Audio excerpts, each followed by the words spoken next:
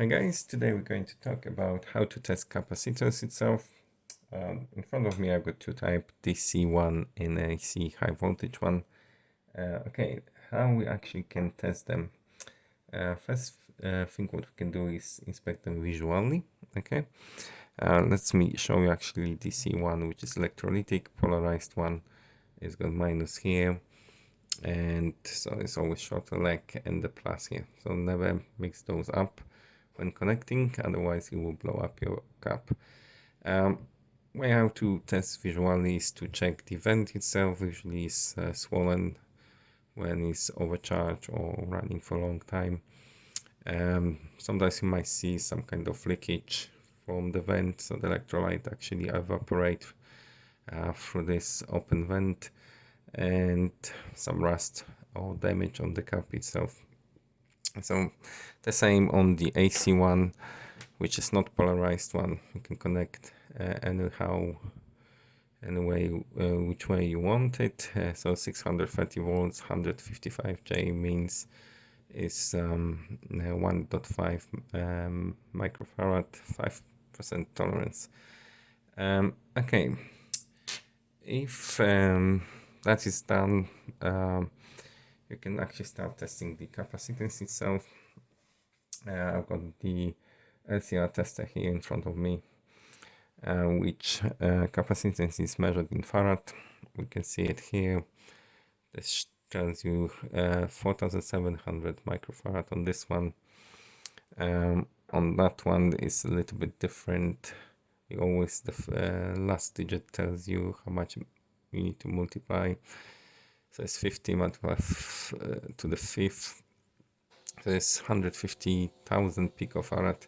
So 1.5 microfarad itself.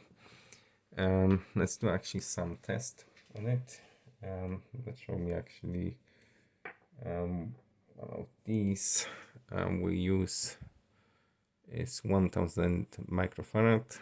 Let me change the 2000 microfarad itself and do the testing. Okay, plus minus what we got here is 929, and here that means is a good cap tolerance. You can always get 10% on those, which means it's fine. If you take more than that, I would probably say I would change it.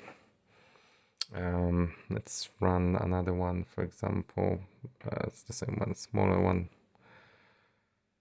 Okay, we got 220 microfarad, 50 volts. Drop it here.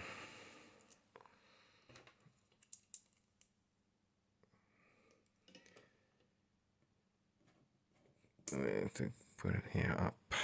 Okay, it's 212, which means it's still good cap itself. How we tested for the other ones. Let me show you that one. As I mentioned it before, this is for high voltage, 630 volts. You can charge up, and this is the 155J, means 1.5 microfarad. Okay, change it to 20 microfarad here. Then need to connect. It's not polarized, connect as you wish. And we got exact 1.5. That means it's really good cap. I'll show you the bad one actually. In this type AC ones, usually first thing you can do is measure the capacitance, because usually they go really bad low. So this type of it, as you can see, hopefully you'll be able to see, it's 125K. K is mean 10% tolerance. Should have 1.2 microfarad. Okay, but it's not going to have even close that. You see 0.08. That means it's nanofarad. Let's go down. It's 86 nanofarads. Really, really bad. Okay, so from this you won't get any use. Would be small current going through this. For example, this one, this little guy, has got more capacitance than we tested just one before. You can see this has got 100 nanofarads. Okay, if we compare the size of those two, we can already see something wrong. Alright, so I hope you have some idea on that. Okay, another way to test the capacitors itself is to run the voltage through them. Always you need to match up your power supply or be close. I'll be using the battery as DC. Okay, let's check what value I got. Alright, so we got minus plus. My one is 703. For this test I'm going to use those jabs here connected through this clip. Okay, let's choose the cap. I've got 4700 microfarad. Let's put it here.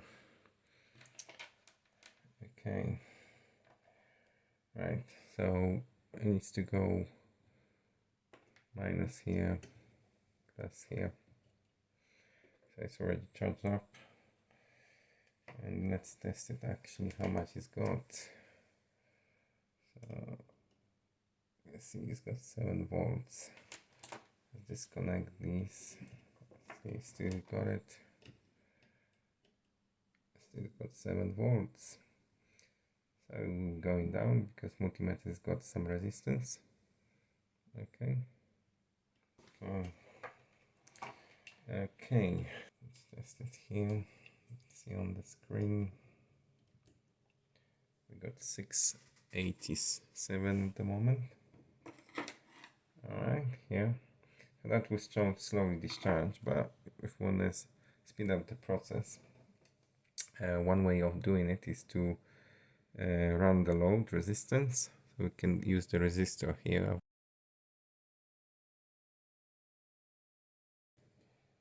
Actually show you that as well on the multimeter. Let's connect to 20k. Let's take one end here and one end here. We got 2.16. Okay, you can see that.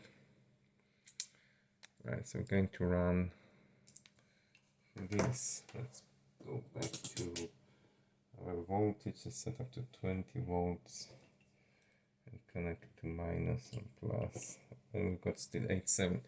See what happened if I use this resistance. I'm going to use this gap here, just taking that clip here. We've got 2 legs, doesn't matter how you connect them.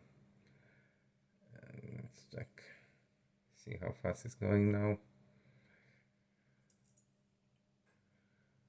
So that means a good cap is discharging nicely and is charging as well properly to the value of the power supply.